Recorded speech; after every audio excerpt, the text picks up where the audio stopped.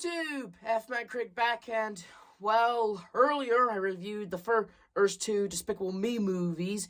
Now we review, basically, the movie that comes after the Minions movies. Yeah, after telling two stories about a heartwarming story about a man who has his life changed for the better, but because us children were huge fans of his yellow sidekicks, Illumination just decided to give up on telling a heartwarming story and instead just focus on these living Twinkies. Yeah, even though not having their own centered movie wasn't enough for a few Despicable Me shorts and whatever, yeah, the Minions completely hijacks the Despicable Me movie franchise. But is Despicable Me 3 any good despite the Minions hijacking the movie? Well, let's find out together, shall we?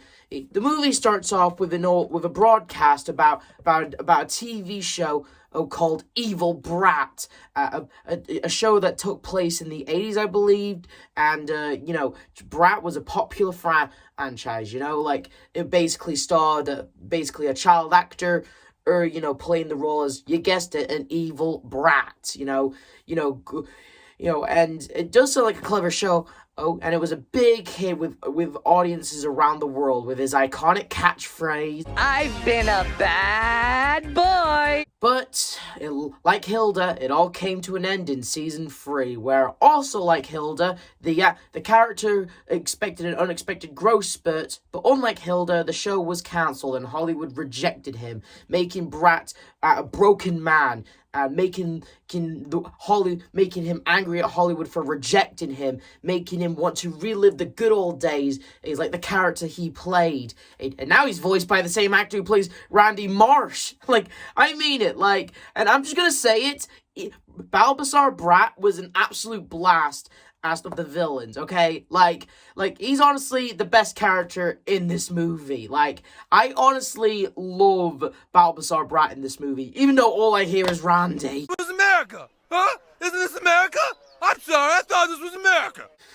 Yeah, I mean, I can name one bad thing about Balbazar. He's honestly just the best character in this entire movie, He just pretty much reminds me of Vector with 80s gear or 90s gear, and if he was voiced by Randy, Anyway, and apparently him and Gru have history. Well, at least he knows Gru, apparently, but the film never really took time for them to know each other. All we know is that Balbazar is apparently the AVL's most wanted, and he's out to steal a diamond. And then, we get this really cool old thing where he's dancing to Bad from Michael Jackson, and gives me Megamind vibes, that does. And, he successfully steals the diamond, but Gru goes head-to-head with him, and, they have a dance fight, but Gru loses, but at least he got the diamond, while Balbazar got away. But the joke's on Gru, because he's naked, and the only thing he's wearing is a bubblegum bathing suit. Anyway, Gru is upset because he failed to capture him again, while the AVL has a big announcement. Cyrus, he's retiring from the AVL. Oh, that's a shame. I quite liked him, especially his name, Bottom. But in all seriousness, I'm gonna miss Cyrus. And he gets replaced by a very ambitious lady. Well, I'm sure she seems very nice. I mean, after all, she's becoming the new leader, and Cyrus was at least a nice guy as being the head of the AVL, so maybe he won't be so bad. Which one of you losers is Agent Gru? What a bitch. Yeah, spoke too soon on that one. Yeah, apparently she's pissed at Gru for letting Balbazar get away, and she fires him, even though that's not fair, because, again, he may have gotten away, but they still managed to get the diamond off him, so even if he did get away, still, whatever.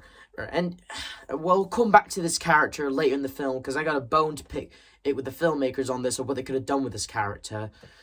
Anyway, Gru and Lucy both get fired. They make it back to the house, and, the girls give them a surprise dinner, because apparently they never got to go on a real honeymoon, apparently.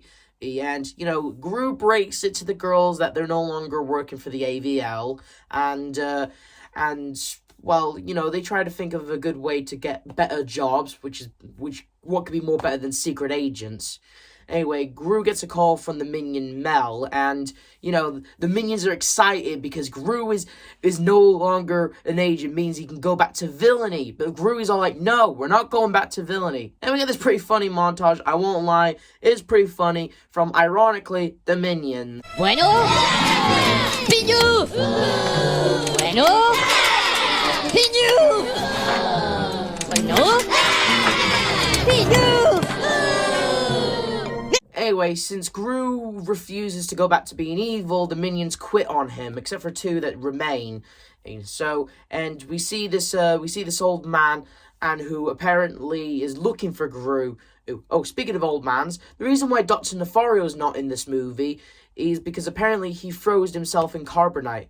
When the hell did that happen? And yeah, it's probably because they couldn't get his voice actor back, probably. Anyway, anyway, in Paris, there's this fat jewel guy who's an expert on jewels, and he thinks that the diamond might have been replaced with a phony. He looks at it, and apparently he's no some jewel expert. Apparently he's Balbazar, with a very convincing mask, and he tracks the guards, and he makes it out with the diamond. He's been a bad boy, or should he say, damn, I thought I could say it in French like he did. Damn it. Anyway, he gets out in a very awesome way, and the next day, front page news that the diamond got stolen by Brat. And then we see Agnes selling her fluffy unicorn. She's had that thing for 2 movies, and now she's selling it. Apparently, since they don't have a job anymore, she thought she might raise money for her family. That's sweet of Agnes. But Gru tells them they're going to be fine. Anyway, the old man from earlier shows up, and, you know, Gru tries to get rid of him, but he breaks the news that whose father passed away, and he has a twin brother. Gru has his doubts, so he goes to his mother, who apparently spills the beans that he did have a father, and apparently during his entire life, Gru's mother told Gru that his dad died of disappointment. What a bitch! Who does that? Fucking hell, it's clear that woman wanted a daughter. Anyway, apparently shortly after Gru and apparently Drew were born, Gru's father and Gru's mother divorced, and they took both child and never talked to each other. And apparently, according to Gru's mother, she got second pick. What a bitch. Anyway, Gru's excited because he has a brother. So they go to his place in Fladonia, I think it's called. Yeah. And we get this pretty weird, dirty joke where a pig tries to attack Gru's ball bag. No, that's my private part. This pig has issues.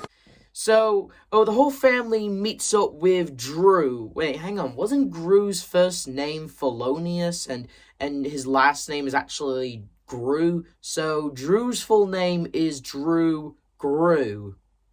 Maybe Gru was his mother's last name, maybe. I don't know. And maybe Drew is actually his last name or something. I don't know. The point is apparently they're doing this whole twins thing where they look the same, they sound the same because they're both voiced by Steve Carell, but they're completely different personalities. For example, Drew has a full set of healthy blonde hair. And he's very happy, he's very optimistic, he's very excited, unlike Gru, who's always grouchy and all, but anyway, he meets up with his nieces, and it's actually kind of sweet, and we get this knee slapper, because it's true. Oh, I'm guessing, what, 15? 15? She's 12, she looks 12, and will always be 12. Fact that remains because the filmmakers are going in a Simpsons direction, and even in the next movie. So, even though despite being hyped up to meet his twin brother, despite thinking that maybe they have like twin abilities, like reading each other's minds, finishing each other's sentences, is apparently after he sees his full set of healthy hair, Gru wants to bail. What? Just because your bro has a full set of healthy hair, doesn't, like, you automatically just want to ditch him now? Dude, you have an opportunity to meet your long-lost bro, and the second you see he has a full set of healthy hair, you bail. You want to bail. Like, what the hell? Where did that come from? Anyway, Lucy takes the girls. She's gonna do this. The movie's gonna do this trend where since she's now a stepmom, she wants to get to know her daughters more. While Drew and Gru get to know each other a little more and more. Apparently the reason why the place has so many pigs, because apparently it's a cover story. Apparently in the place of Fladonia, apparently the largest pig farm is more wealthy or something, but apparently the pig farm is just a cover story for the real stuff. Apparently Drew comes from a long line of criminals, apparently. And we get this actually funny knee slapper of a female Gru. C'est Groot con boobs. A Gru with titties. That's pretty funny. And the fact is, they actually say Groot got boobs in a kid's movie. That's fucking fun. Okay, that's pretty funny. And apparently, his dad was known as the Bald Terror. So apparently, the reason why Gru is bald is because it was genetics or something. I'm pretty sure Gru had hair when he was an adult too, so it can't be genetics. Maybe. I mean, how can you explain Drew? Whatever. He wants Gru to get his mojo back, but Gru, he declines. He says he left that life behind him. He's a father now. Anyway, but Drew, he convinces him to at least go out for a ride, though. We cut back to Lucy and the girls. Lucy's trying to be a good mother. Margot taught her to maybe be a bit of a tough mother, and that immediately bites Margot in the ass later, because during this whole cheese festival, there's this little boy. Apparently, there's like this ritual of boys trying to get a girlfriend or something, and Lucy demands Margot to go talk to the boy to at least take his cheese, but she doesn't know what she's gonna get Margot into. And I'm guessing after the events with boys from the last movie, Margot doesn't want anything to do with this kid. That, and she doesn't know him, so there's that too. And as for Edith and Agnes, they go to this bar that Agnes wants to go to because it has a unicorn on it. She quickly meets the barkeep who, tells them about the story of how he got that unicorn horn, and a lot of people just think he's just being crazy or possibly a pedo, but if I'm being honest here, I think the guy is just like, he sees a bunch of little kids walking into his thing, and they ask about his unicorn horn, and considering the fact of the girl's age, of course he's gonna quickly be all like, I got that because I saw a real unicorn in a magical forest. I think he's just trying to get the kids some happy dreams or happy thoughts. People may have said this guy's crazy or some kind of pedo, but I think he's just some barkeep who's just trying to, make a little girl's day by saying unicorns are real and stuff, which I think is kind of noble of him, actually. And that's basically that's basically Agnes's end goal in the end. And apparently, people got to break the news to her that unicorns aren't real. Well, kind of like how people point out there's no such thing as the Tooth Fairy. That's basically Agnes's whole end goal. We cut back to the boys. I'm just gonna call them that because I keep mistaking them for Drew and Gru because their names are so goddamn similar. That they tried to steal lollipops. Well, Drew does, and Gru manages to get away from the cops, and they actually bond a little bit more. Hell, later in the movie, they actually do this thing where they swap clothes and pretend to be each other. And when Agnes goes to bed, like I said earlier, Agnes, everyone's just gonna they want to tell her that unicorns aren't real. But Gru, he loves his daughter, and he doesn't want to break that sweet little girl inside her, so he's all like, any unicorn you find, you can keep, and wishes her good night and kisses her. That's sweet. It really shows that Gru has really come a long way. Anyway, I forgot to mention about the minions. Yeah, apparently what happened to them after they bailed. Yeah, they ran into a studio and they trespass, but then, they sing a song which I can't play because I'm worried it's copyrighted and stuff, so I'm not going to play it. And despite being a real crowd pleaser, but they get arrested despite, winning over the judges and everything. And apparently the minions, they go to jail, apparently. And you might think since they're cute and adorable, and just to remind you all, they had their own standalone movie. You know, instead of like being the little bitches to the prisoners, they make the prisoners their little bitches, you know? Oh, but Mel, the minion that basically is being the ringleader of all the minions at the moment, he misses all the times with Gru, and he demands that they should all bust out of prison. So, you know, we come back to them every now and then in the movie, because, you know, their own standalone movie wasn't enough, you know? Anyway, so, Gru and Drew plan to break into Balthazar's lair as a plan for not only brotherhood, but just for Gru's ulterior motives. Apparently, they know about Balthazar's location. Okay, I pointed that out in the Minions review. How the hell do any of the Anti-Villain League not know about these villains' location? Since Balthazar literally lives in a giant-ass Rubik's Cube, how the hell has no one tried knocking at his door? Like, seriously, how come, since Gru knows where he lives, and since they know how to break into his house and stuff, how come he doesn't like, oh, I don't know. FBI, open up! Exactly. I mean, I know Gru says the thing is riddled with booby traps, but again, this is the Anti-Villain League we're talking about. If Drew and Gru were able to break into this place, no problem, with a few bits of equipment, then I'm surely the Anti-Villain League could have easily bust through his door open and arrested him sooner. Like, seriously, what's stopping the Anti-Villain League from just busting out Balthazar? And not just Balthazar, but also, like, Vector, El Macho. Well, technically, they didn't know he was still alive, so I guess you could make that argument. But Scarlet Overkill, I'm just saying, like, how many other villains have their lair, you know, out in the open, and no one, like, does anything about it or tries to arrest these guys, despite all, I mean, I know they probably have, like, booby traps and high security alert, but again, Anti-Villain League, they got all the equipment they need, and if two brothers could easily break into this dude's giant Rubik's Cube of a house, then surely an army of the Anti-Villain League could have easily done the same. Anyway, so though they basically break into to Balthazar's lair, and you know, they eventually manage to get the diamond off Balthazar.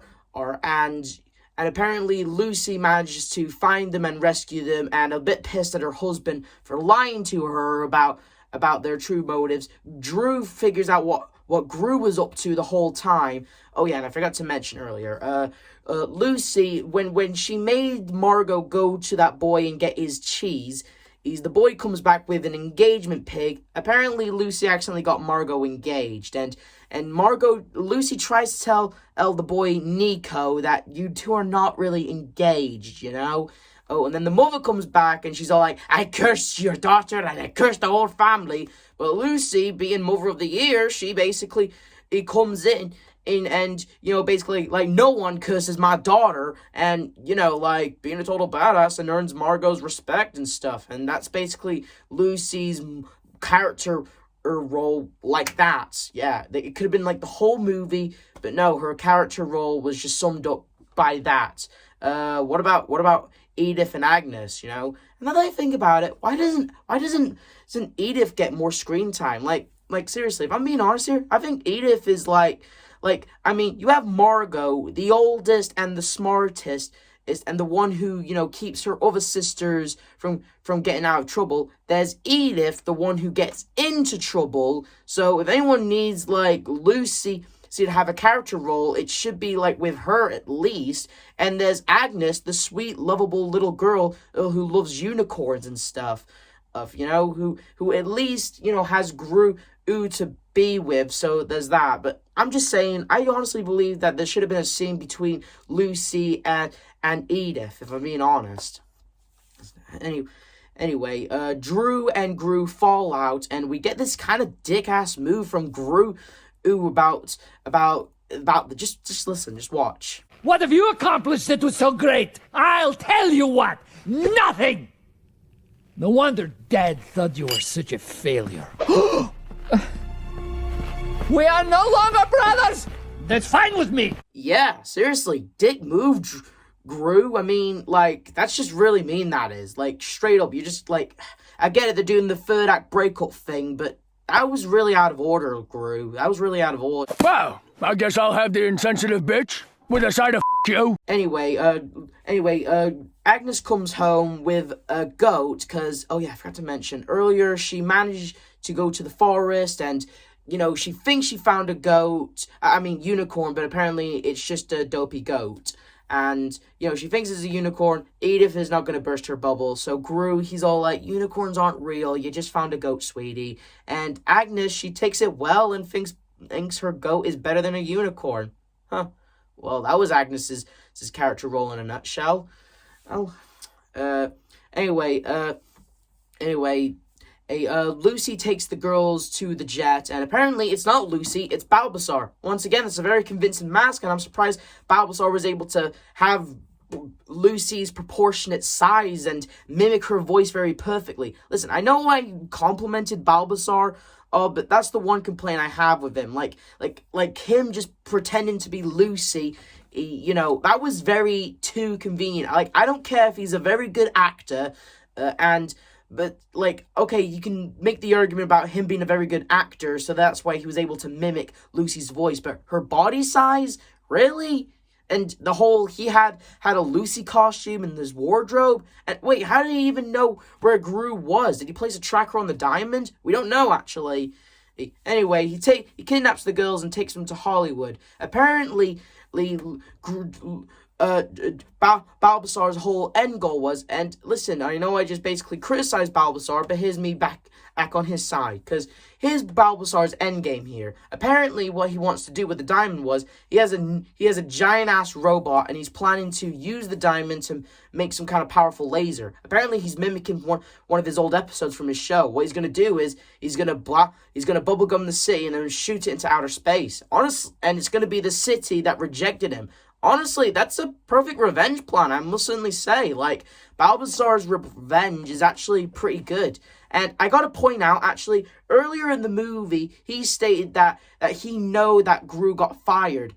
How did he know that Gru got fired, by the way? Was there a mole in the Anti-Villain League? Apparently not. I mean, here's what I wanted to say about the bitch who fired Gru. What if she was actually a mole that was sent in by Bulbasaur? What if she was an old fan who really loved his show and is on board with his plan? So that way, when she replaced Cyrus, you know, it made sense for her to automatically fire Gru, you know? Because, you know, she's a fan of Bulbasaur and she's just working for Bulbasaur. That would have been a good, cool twist villain, I won't lie. Like, she's just someone who's a fan of Bulbasaur's work, and she's working with him. So that makes sense why she fired Gru, and how Bulbasaur knows that Gru got fired.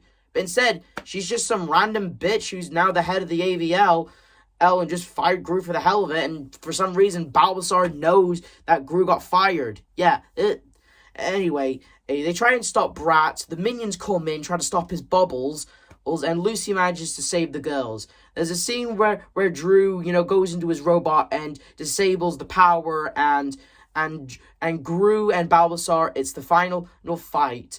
They're having one last dance fight, but Gru gets the last laugh and defeats Bulbasaur. Well, goodbye, best villain since Vector. You know, you were the best, and I'm glad that they got Randy Marsh to voice you. Anyway, so the movie ends with the family reunited, and the minions are back living with Gru, who apparently, you know, Gru and Lucy, they both got their jobs back, and you know, Drew, he's now living with them, I guess, but when they all go to sleep, and here's a really sweet moment, actually, to also wrap up Lucy's character arc in the movie. Love you, Mom. Yeah, I won't lie, that was very sweet. First time watching, I actually, like, got emotional on that scene. I won't lie. And so, you know, when Gru and Lucy go to sleep, you know, Drew, he's planning to continue the family villainy, you know, someone's got to keep the tradition alive, and, you know, Lucy, she wants to get him, but Gru, he's all like, no, he's my brother. We'll give him a 5-minute head start. And that's the movie. And that's Despicable Me 3. And it's not as good as the first two. yeah, considering the fact that again the Minions hijacked the movie, since the Minions getting their own movie wasn't good enough for them, they had to hijack this movie. Okay, at least in the second movie when they had more screen time, at least they served more of a purpose to the plot because El Macho was using them to mutate them. So at least they had more of a purpose in that movie, to say the least. In this movie, their role was basically like they quit working with Gru. Ooh, they get arrested, they miss Gru, and they go working with Gru, but instead they end up working with his brother Drew. Okay, I won't lie, the ending where they start working with Drew, that was kind of nice. That would have been a fitting end for the Minions to start working with their new master, so I guess. But still, honestly, again, this was just to promote the Minions, and to be honest, this movie wasn't as emotional as the first two. I mean, the first two, again, were emotional bits in it. Here, it just focused more on the comedy. It was just more comedy rather than more heartfelt, really. So, I can't really say much.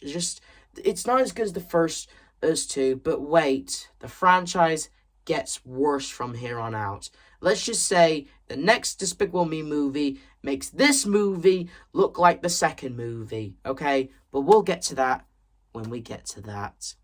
This is the F-Man Critic telling you to like, subscribe, hit notification, and I'll see you guys next time, where my next review won't be Despicable Me 4 yet.